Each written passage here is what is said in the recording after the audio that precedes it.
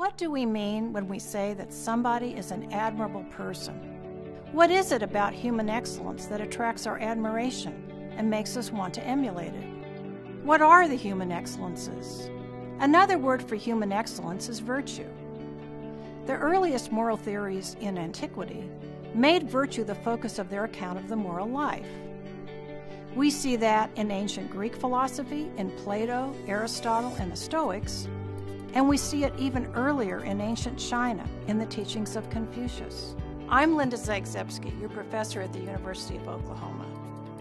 In this course, we will begin with an overview of the history of virtue ethics from the ancient Greeks to the present, covering the historical zenith of virtue ethics that lasted from antiquity through the Middle Ages, followed by the fall of virtue concepts in the early modern period, and then the rebirth of virtue ethics in the later 20th century. Contemporary virtue ethics is usually inspired by Aristotle's account of virtue in the good life, but we will also look at a version of virtue theory I invented that I call exemplarism. This theory is based on observation of the most admirable persons, or exemplars. People like Confucius, Jesus, Socrates, St. Francis, Gandhi, Nelson Mandela, Holocaust rescuers, and ordinary people who inspire us every day because they perform their role in life with excellence. We will discuss a number of distinct virtues.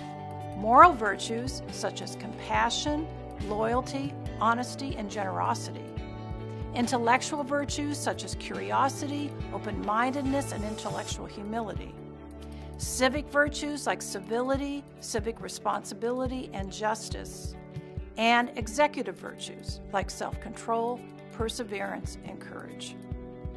We will also address some of the fundamental philosophical questions that arise in the study of virtue ethics.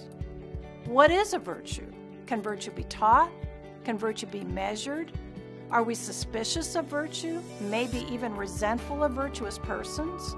If so, why? What are the grounds of critique for some of the traditional virtues? And most importantly, how is virtue related to a happy life? A life you would want to live yourself. A life of fulfillment for the individual person and for the community.